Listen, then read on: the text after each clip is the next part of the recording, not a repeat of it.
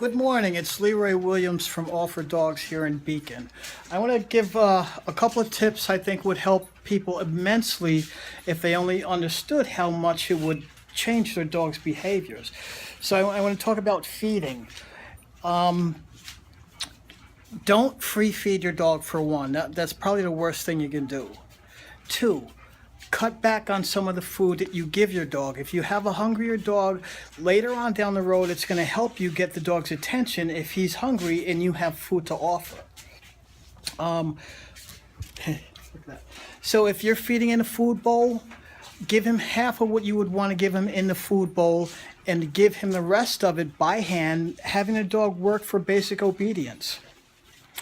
Two, if you're walking a dog, don't put a leash on an excited dog. If you put the leash on an excited dog, that's the mindset you're going to bring the dog outside with.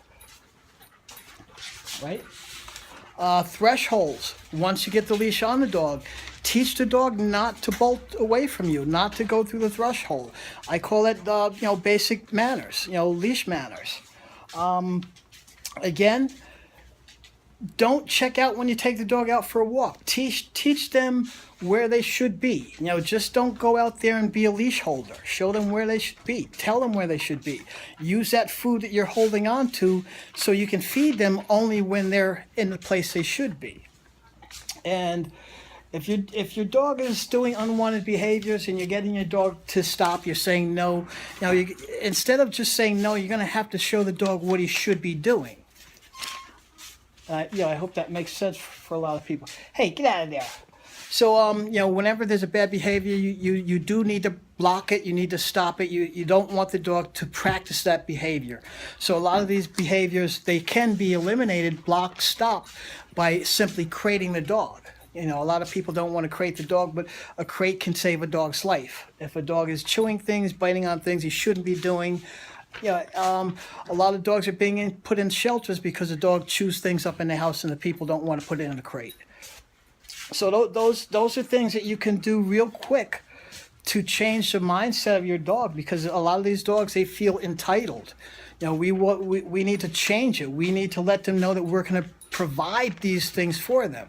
A structured walk. Instead of them, just going out and, doing what you do now, make it a structured walk. Show them what you want them to do. Make them look up to you. Let them know that you can't just go sniff and pee and mark whenever you want to do that, but you are going to give them time to do that. So once the dog understands, hey, you're going to give me the time to do this, okay, I won't pull to do it because I know you're going to provide that time. But it takes practice. It takes a lot of repetitions to get there. So, these are simple things that you can do and get a dramatic change in your dog within a week. Within a week. All they're looking for is somebody that wants to teach them something. If all you do is, take them out for a walk a couple times a day and that's their excitement, that's why they get so excited, because that's all there is to their day. So, hey, I would be excited too. Think about yourself. If you left home in during the day and everyone else went out to work and they came home and you got to go out, maybe 2-3 times out of that day. So these dogs are looking for a leader. They are looking for someone to show them what to do, someone that's going to provide for them. If you're not going to keep them exercised, you're going to have dogs running around being crazy. You can get your dog in a better state of mind real easy by just changing a few things. It may not make sense to you, but it makes sense to the dogs. It makes perfect sense to the dogs. So if you were to listen to this and you were to change some of this, you would have a marked change within a week. Trust me. Leroy from All for Dogs. Right, Smarticus?